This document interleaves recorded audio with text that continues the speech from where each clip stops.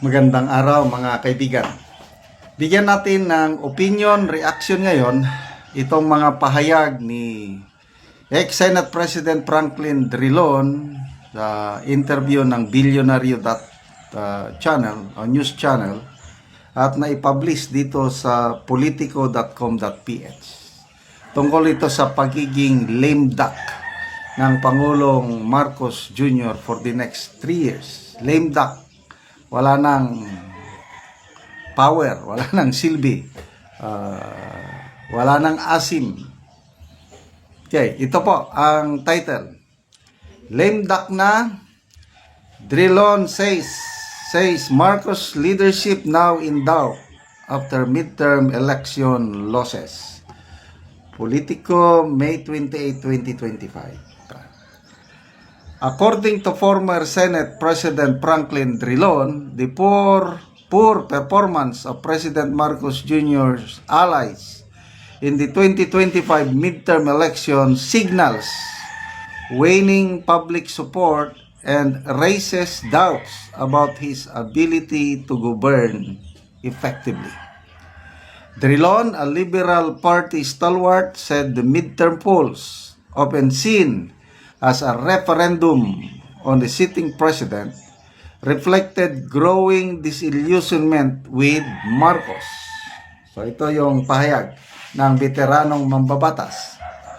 Yes, sabi niya, I concur with the assessment that the midterm election is a test on the support of the president. And it showed, sabi niya sa interview ng Bilyonaryo News Channel, sa programang The Forefront with Attorney Karen Jimeno. Drilon noted that opinion polls had already suggested a decline in Marcos' popularity, but the electoral outcome confirmed it.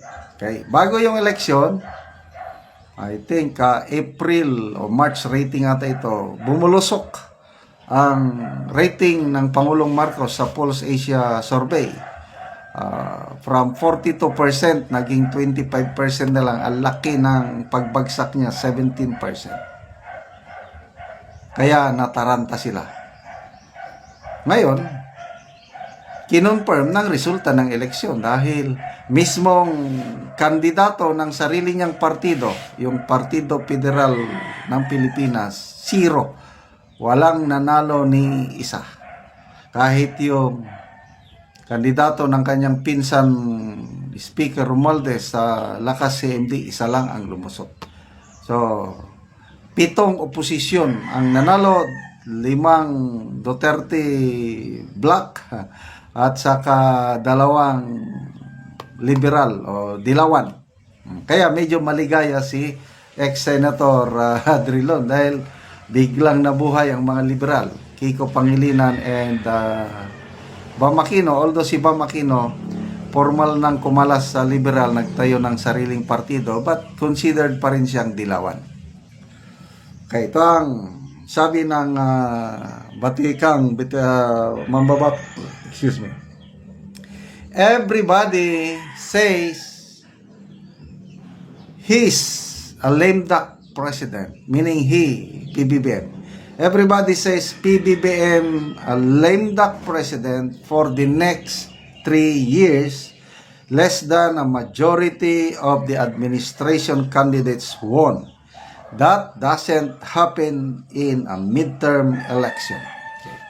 Comparing it sa panahon ni PRRD, noong 2019, siyam ang nanalong kandidato ng Duterte ticket na noon ang nangampanya si then Mayor Inday Sara, hugpong ng pagbabago. So siyam, yung oposisyon, yung dilawan, 8 diretso, walang nanalo. So may 3 nanalo considered independent. So sino yung nanalong 3 independent? Grace Po, Nancy Binay, and Lito Lapid. Oposisyon, 8 diretso. Okay? Ngayon, baliktad.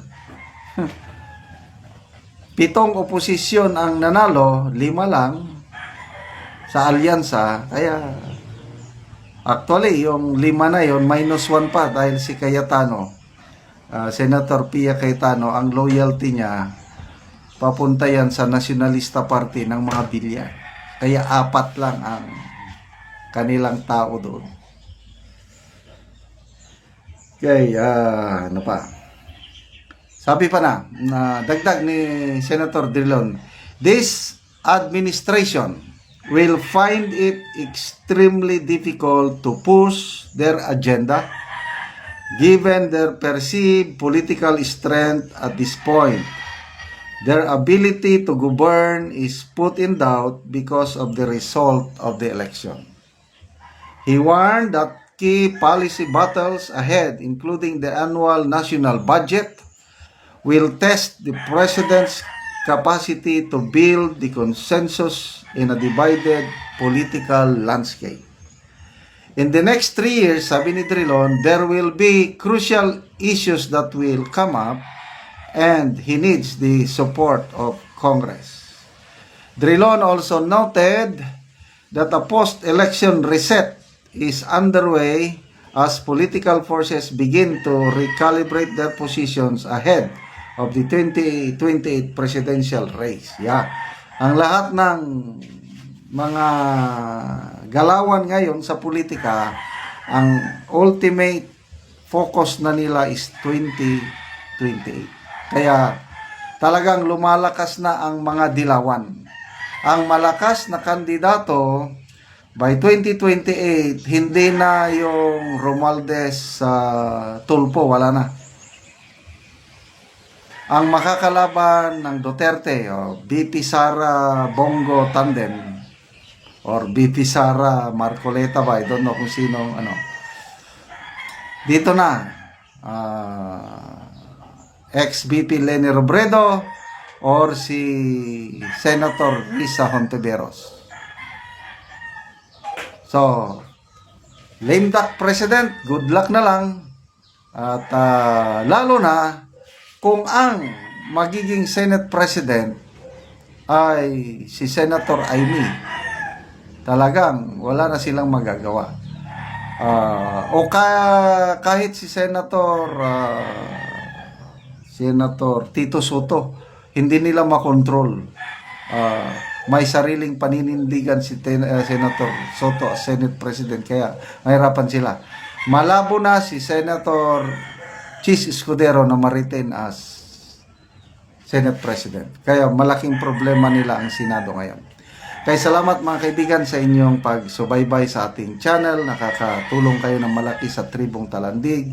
Sa ngayon, ang sweldo natin ay namimigay tayo ng libreng yero at pako para ma-repair ang sira-sirang bahay ng Tribong Talandig. Panoorin nyo ang video na ito. Muna po ni ang natagan o gero. Salamat kayo sa